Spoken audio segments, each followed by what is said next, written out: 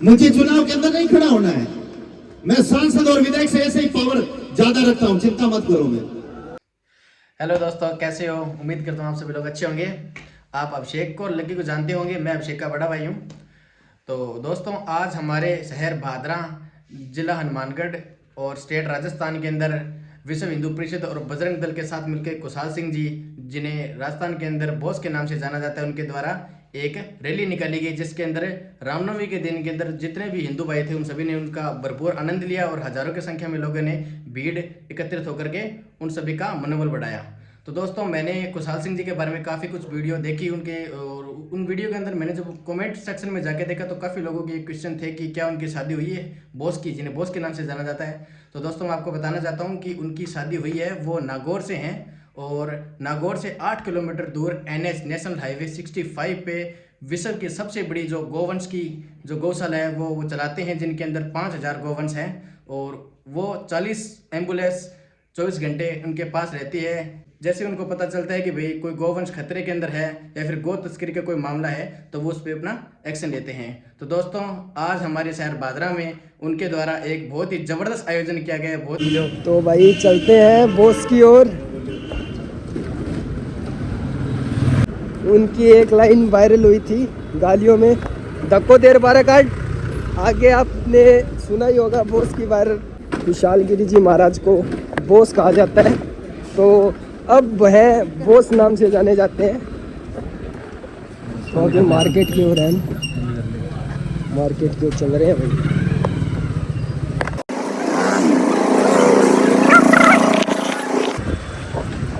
आप लोगों का रिएक्शन देख सकते हैं, किस तरह से लोग हमें देख रहे हैं। सचिन भैया का फोन आ रहा है, सचिन भैया आ रहे हैं।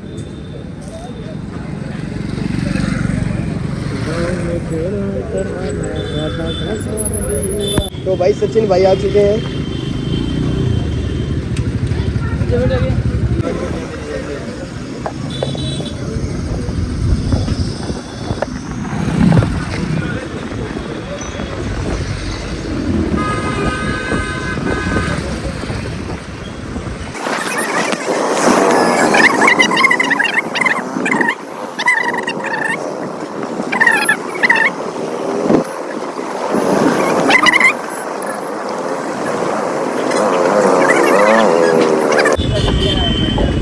हम वीडियोस प्लेस के पास पहुंचने वाले हैं और वहां से बॉस की रैली, मतलब श्री राम रैली उनमें शामिल है बॉस।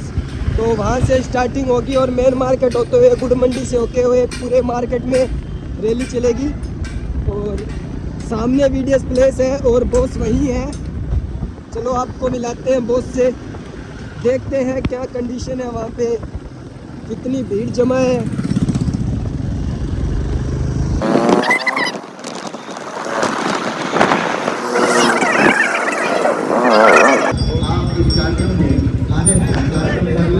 अंदर अंदर लगा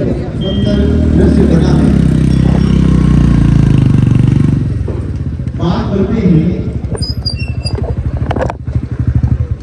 इस शोभा यात्रा पर वर्तमान हालात की। चलो तो भाई बॉस से आचार्य जी और भी अन्य संत जो हमारी श्रद्धा का केंद्र है, चीन के कब्जे के अंदर है, पाकिस्तान के अंदर हमारे शक्तिपीठ हैं, नेपाल के अंदर शक्तिपीठ हैं। इन कारणों को मुख्य ढूंढेंगे। अभी तो अपन जोश से बोल रहे हैं, लेकिन मैं ये कह रहा हूं कि 146 साल के अंदर भारत के 10 टुकड़े हुए, वो किन कारणों से हुए और आगे नहीं हो, और वही वापस एक एक करके टुकड़े वापस आए, उस पर अपन बात करेंगे।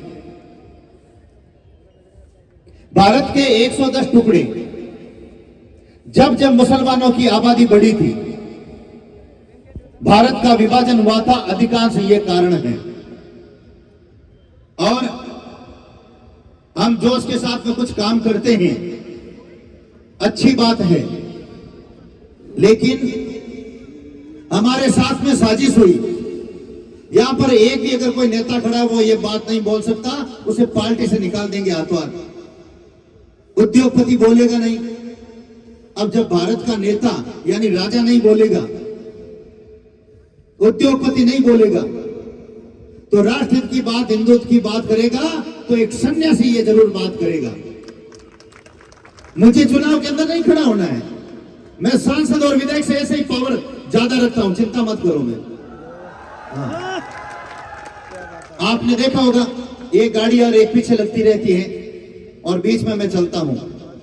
मुझे चुनाव की जरूरत नहीं है, मुझे जरूरत है मैं हिंदुत्व हित की बात करूंगा, राष्ट्रहित की बात करूंगा और गोहित की बात करूंगा। शेर को कभी भी कब्जे में करने की कोशिश करती है कोई पार्टी या लोग, शेर कब्जे में नहीं आता है।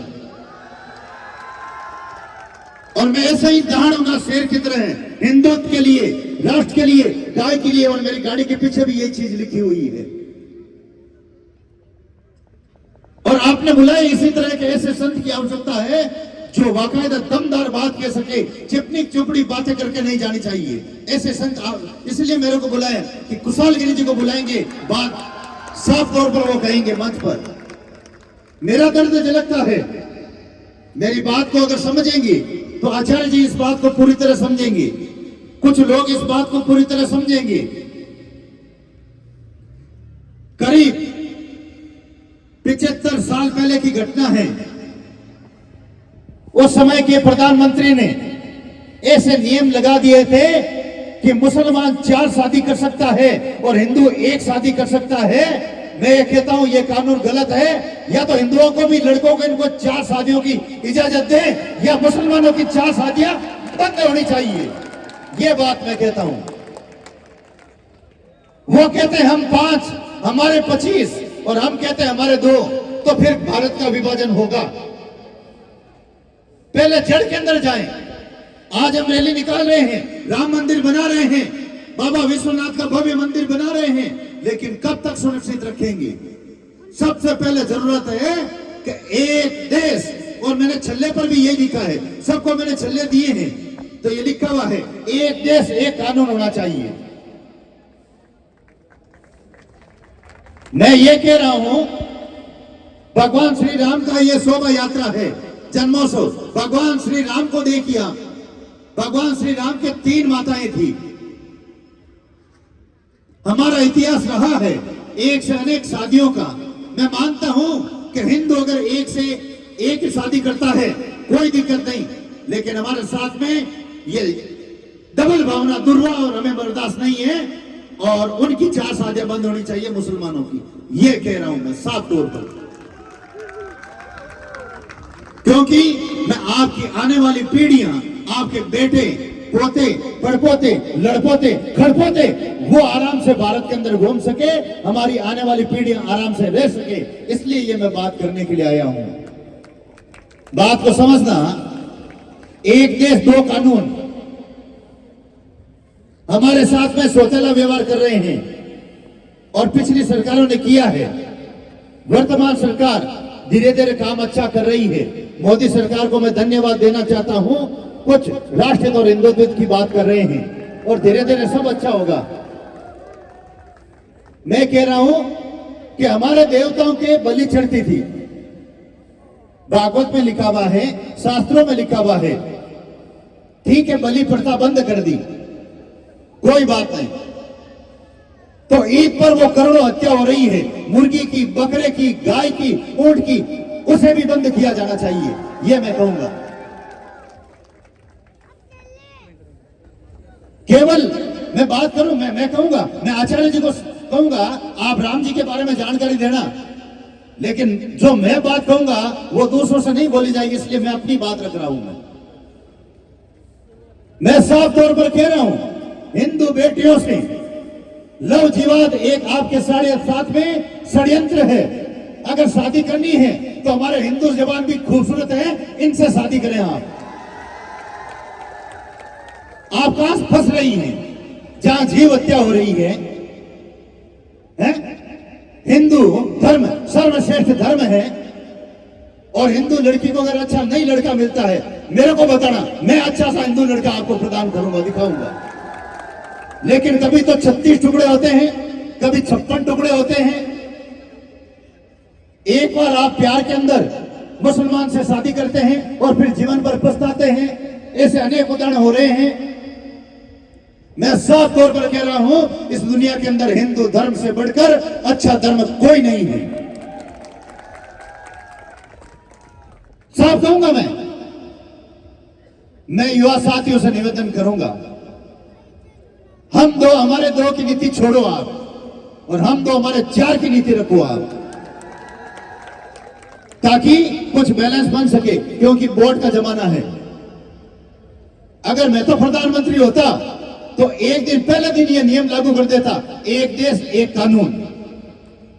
हाँ, एक देश एक कानून का कार्यवाही जल्दी चालू कर देता। मैं अपने विचार बता रहा हूं। मतलब राम मंदिर बना है, सोमनाथ बना है सरदार वल्लभ भाई पटेल के समय, और मोदी के समय, नरेंद्र जी मोदी के समय राम मंदिर बन रहा है। लेकिन मैं ये चाहता हूं कि मोदी के समय या योगी के समय मथुरा के अंदर भी भगवान श्री कृष्ण का भव्य मंदिर बने। मैं साफ कहूंगा, ये तो पहली झांकी है, और आप कहेंगे मथुरा काशी बाकी है। अपना जोश दिखाना, ताकि आपको इंस्टाग्राम पर 10 लाख लोग देख सके, एक कैमरा उधर भी घुमाना। तो मैं कहूंगा ये तो पहली झांकी है राम मंदिर की, मथुरा काशी बाकी है। ये तो पहली झांकी है, ये तो पहली झांकी है। जो भगवान श्री कृष्ण के भक्त हैं दोनों हाथ खड़े कर दें, जो रावण के भक्त हैं हाथ पीछे रखना। ये तो पहली झांकी है। अभी बोलो भाई, थोड़ा जोर करो भाई। ये तो पहली झांकी है, ये तो पहली झांकी है। क्योंकि हमारे युवाओं को यह जानकारी होनी चाहिए कि सोमनाथ बन गया, राम मंदिर बन रहे, आगे काम क्या है। तो हमारे ये युवा वो काम भी हाथ में लेंगे। मथुरा पर भी भगवान श्री कृष्ण का भव्य मंदिर बने, काशी के अंदर बाबा विश्वनाथ का भव्य मंदिर बने, पास में जो मस्जिद है वो भी स्थानांतरित हो, उसे दूसरी जगह पर भी बनाया जाए। मैं साफ तौर पर कह रहा हूं युवाओं, एक संत कथनी और करनी में अंतर नहीं रखता है। प्रत्येक घर के अंदर एक तलवार रखना होगा आपको, प्रत्येक घर के अंदर। आप ब्यूटी पार्लर जाना, 14 तारीख को, फरवरी को कुछ भी देना, मोबाइल वगैरह किसी को, लेकिन सब खर्चा करना। लेकिन ये खर्चा भी एक कुशालगिरी के कहने पर कर देना। एक फर्स्ट क्लास तलवार आपके घर के अंदर होनी चाहिए। और इस तलवार को हनुमान जी भी पकड़ रहे हैं। ये देखो आप, मेरा हाथ चूम रहे हैं बाकायदा। इन्होंने समर्थन कर दिया है बालाजी महाराज ने कि बॉस बात तो दमदार कह रहा है। अब एक बात और है, तलवार चलाना भी सीखना। ऐसा नहीं आपकी तलवार आप पर कोई काम ले ले। प्रत्येक घर के अंदर तलवार होनी चाहिए। प्रत्येक हिंदू बेटी को और बेटे को शस्त्र चलाना आना चाहिए। ये भी मैं आपको कह रहा हूं। शौक रखें तो मेरा जैसा शौक रखें, शौक रखें राजा महाराजाओं का। मैं एक अखाड़े का संत हूं, और शस्त्र और शास्त्र दोनों की शिक्षा हमें दी जाती है। गौ माता को राष्ट्रमाता घोषित होनी चाहिए, ये हम सबकी मांग है, और ऐसा कानून भारत के अंदर होना चाहिए। गो तस्करों को फांसी होनी चाहिए, ऐसा कानून होना चाहिए, ताकि हमारी गौ माता को काटने के अगर कोई ले जाए तो पहले 100 बार सोचना होगा उनको, दुष्टों को, उन राक्षसों को। भारत के अंदर जितने भी कत्ल खाने हैं वो बंद होने चाहिए। और मैं निवेदन करूंगा भारत के प्रधानमंत्री हिंदू हृदय सम्राट नरेंद्र जी मोदी से, जिस प्रकार पाक अधिकार कश्मीर पर आपने अटैक किया था 4 बजे, उसी तरह एक बड़ा अटैक करके 10 हिस्सों में से पहला एक हिस्सा अपने नाम कर ले और शुरुआत करें आप। मारवाड़ी में क्या हुई जो दिखलागी, हुई जो दिखलागी। 1947 वाली बात इस बार नहीं होगी। अगर भारत का विभाजन होगा और उस समय हमारी बहन बेटियों के साथ में अत्याचार हुआ, उनके आंचल काट लिए गए थे, जबरन निकाह हुआ, बलात्कार हुआ। लेकिन जब तक कुशालगिरी धरती पर जीवित है, भारत का विभाजन नहीं ही होगा, और अगर होगा तो इस तलवार से कई राक्षसों की गर्दनें अलग होगी। भारत माता की। याद करना वो दिन हमारी बहन बेटियों के साथ में क्या हुआ था। उस दृश्य को याद करते हैं तो आंखों में पानी आता है। हम चारों तरफ पर उस समय नुकसान में रहे थे। और सबसे बड़ी गड़बड़ एक जगह हो रही है, मैंने पता लगाया। जो मुसलमान पहले हिंदू थे वो कुछ हिंदू बने हैं, और मैं उनके घर पे गया हूं और वहां पर मैंने भोजन भी किया है। लेकिन उन्होंने एक बात कही थी कि गुरुदेव, हमारे कई मुस्लिम भाई हिंदू बनना चाहते हैं लाखों की संख्या में, लेकिन एक गड़बड़ है, उनको गोत्र नहीं दी जा रही है। जैसे हम मुसलमान थे, हम हिंदू बन गए, तो हमारी बेटी हम किसको दें और हम बेटी किसको लें। तो एक कुंभ के अंदर, प्रयागराज के अंदर विश्व हिंदू परिषद जैसे संगठन, जगत गुरु, महामंडलेश्वर, अनेक संत, हिंदू समाज के संगठन, प्रबुद्ध जन, आचार्य जैसे विद्वान एक मंच पर हजारों लाखों की संख्या में एकत्रित होकर के एक गोत्र तय करें। जिस दिन यह गोत्र तय हो जाएगी कि उनको गोत्र मिल जाएगी, मुझे पूर्ण विश्वास है जो पहले भारत में 90% हिंदू, पहले मुसलमान हिंदू थे, आज वो लाखों की संख्या में आ जाएंगे अगर उनको गोत्र मिल जाएगी तो। ये मैं साफ कह रहा हूं। फिर हम उनको बेटी दे सकते हैं और बेटी ले सकते हैं। एक गोत्र तय होनी चाहिए। अभी ये गोत्र तय नहीं हुआ है, उस पर भी ये मैं अपनी बात रख रहा हूं। मैं निवेदन करूंगा, जो 35 साल से ऊपर है, 40 साल से ऊपर जो यहां पर जो बुद्धिमान लोग विराजमान हैं, अगर आपके लड़कों को संस्कार देना चाहते हैं, चाहे वह 5 साल का है और चाहे वह 20 साल का है, 5 साल का है तो विद्या भारती की स्कूल के अंदर प्रवेश दें। छोटे छोटे बच्चों के अंदर ऑटोमेटिक संस्कार आ जाएंगे और यह आचार्य जी के पास भेज दें गुरुकुल के अंदर। इंग्लिश मीडियम की अपने को आवश्यकता नहीं है।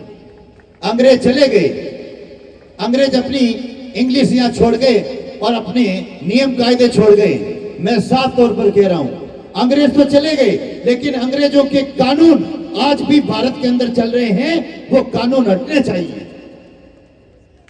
जब आपका लड़का 15 साल से बड़ा होता है तो राष्ट्रीय स्वयंसेवक संघ के शाखा के अंदर भेजें, स्वतः ही राष्ट्रभक्ति का निर्माण उस व्यक्ति के अंदर हो जाएगा।